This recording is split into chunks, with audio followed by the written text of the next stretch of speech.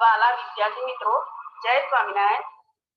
ધોરણ 10 વિષય computer, chapter number 4 HTML માં યાદી અને કોષ્ટકનો ઉપયોગ, પાઠ 2 નો અભ્યાસ કરીશું.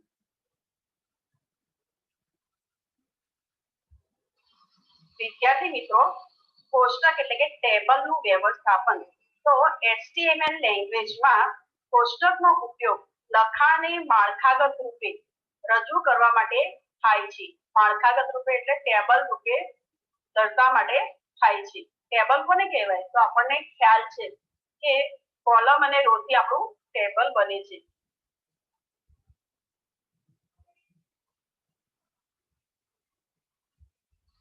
ટેબલનું વ્યવસ્થાપનમાં આગળ આપણે જોઈએ તો ટેબલનો ઉપયોગ દસ્તાવેજના ગોઠવણીના ટૂલ તરીકે પણ થાય છે. ટેબલમાં માહિતી લખાણ અથવા ચિત્ર સ્વરૂપે પણ હોઈ શકે છે.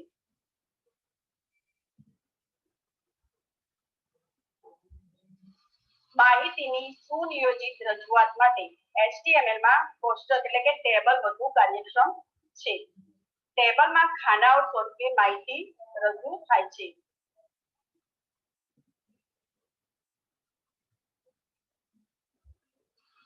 HTML માં નીચેના 4 મુખ્ય ટેગને ભેગા કરીને કોષ્ટક બનાવવામાં આવે છે.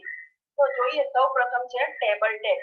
તો HTML કોષ્ટક તૈયાર કરવા માટે ટેબલ અને /ટેબલ ટેગનો ઉપયોગ થાય છે. એટલે કે કોષ્ટકની શરૂઆતમાં ટેબલ ટેગ અને અંત /ટેગ આ બે ટેગ દ્વારા દર્શાવાય છે.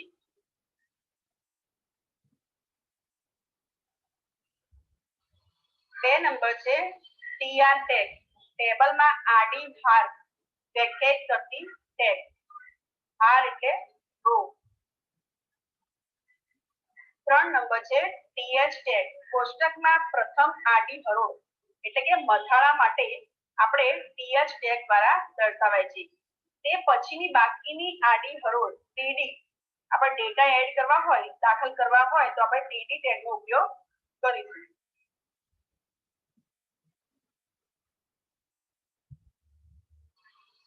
4 નંબર છે કેપ્શન ટેગ, ટેબલને નામ આપવા માટેનો ટેગ એટલે કે કેપ્શન ટેગ.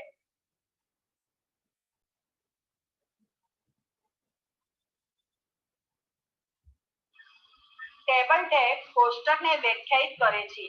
તેના વિવિધ ગુણધર્મો નીચે મુજબ છે. 1 છે border, 2 number B G colour, 3 cell padding, 4 cell spacing, 5 width.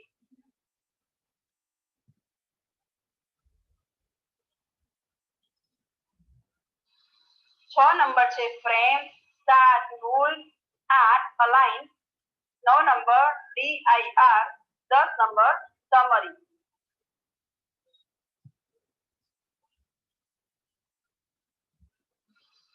તો સૌપ્રથમ આપણે જોઈશું 1 નંબરમાં બોર્ડર.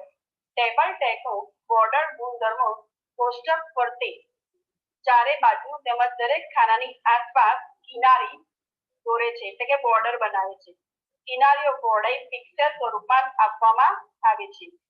જો બોર્ડરમાં 0 કિંમત આપવાથી કોઈ કિનારી દેખાશે નહીં. આપણે બોર્ડરની અંદર વેલ્યુ એની 0 આપીશું તો આપણને ફરતે બોર્ડર દેખાશે નહીં.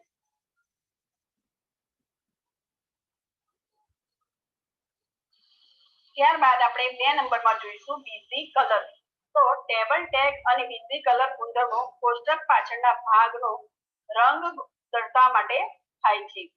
આ ગુણધર્મોની કિંમત તરીકે કોઈ રંગનું નામ અથવા 6 આંકડાની 16 અંકી પદ્ધતિ મુજબ કોડ આપી શકાય છે.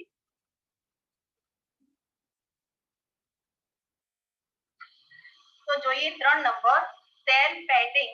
આ ગુણધર્મનો ઉપયોગ ટેબલના 2 ખાનાઓની કિનારી અને તેના લખાણની વચ્ચે થોડી સ્પેસ એટલે કે જગ્યા મૂકવા માટે થાય છે.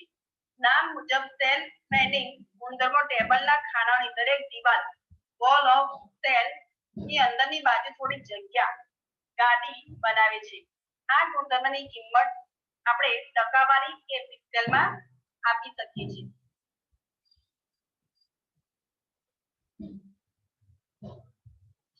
4 નંબર છે સેલ સ્પેસિંગ. આ ગુણધર્મનો કોષ્ટકના ખાનાઓની વચ્ચે જગ્યા છોડવા માટે થાય છે. જગ્યાની કિંમત આપણે ટકાવારી અથવા પિક્સેલમાં લઈ શકીએ છીએ.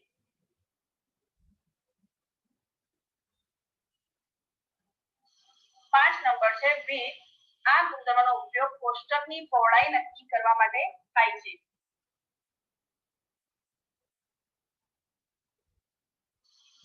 6 નંબર ફ્રેમ. આ ગુણધર્મ કોષ્ટકની છેક બહારની કિનારીને નિયંત્રિત કરે છે. ફ્રેમનો ઉપયોગ કરીને એક સમય સ્ક્રીન ઉપર એક કરતા વધારે વેબ પેજ દર્શાવી શકાય છે. ફ્રેમ દ્વારા આપણે એક કરતા વધારે વેબ પેજ દર્શાવી શકીએ છીએ. ફ્રેમ બ્રાઉઝરની વિન્ડોને ઘણા ભાગ અથવા પેટા વિભાગમાં વિભાજિત કરે છે. બ્રાઉઝર વિન્ડોમાં ફ્રેમના સમૂહને ફ્રેમ સેટ કહે છે. 7 નંબર છે રૂલ. આ ગુણધર્મ કોષ્ટકની અંદરની કિનારીની રજૂઆતને નિયંત્રિત કરે છે.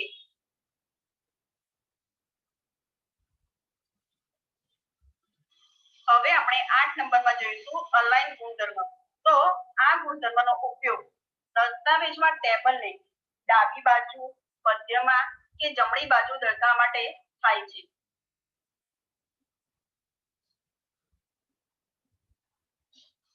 તો અલાઇન ગુણધર્મની અંદર આગળ જોઈએ તો અલાઇન ગુણધર્મની લેફ્ટ કિંમત ડાબી બાજુના હાથેથી કોષ્ટકને દર્શાવે છે. પૂર્વ નિર્ધારિત રીતે કોષ્ટકની ગોઠવણી ડાબી બાજુથી જ દર્શાવવામાં આવે છે.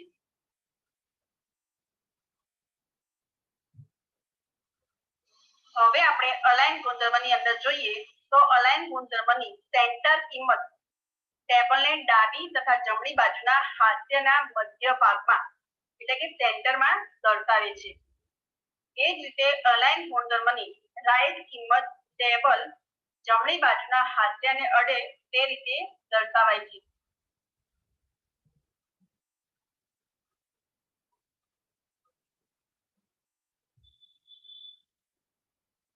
નવ નંબર છે DIR.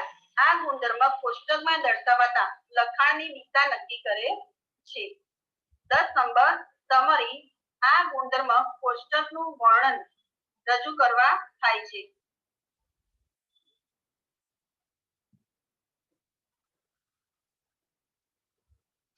તો અહીં આપણો HTML માં કોષ્ટક એટલે કે ટેબલનું વ્યવસ્થાપન ટોપિક પૂરો થાય છે.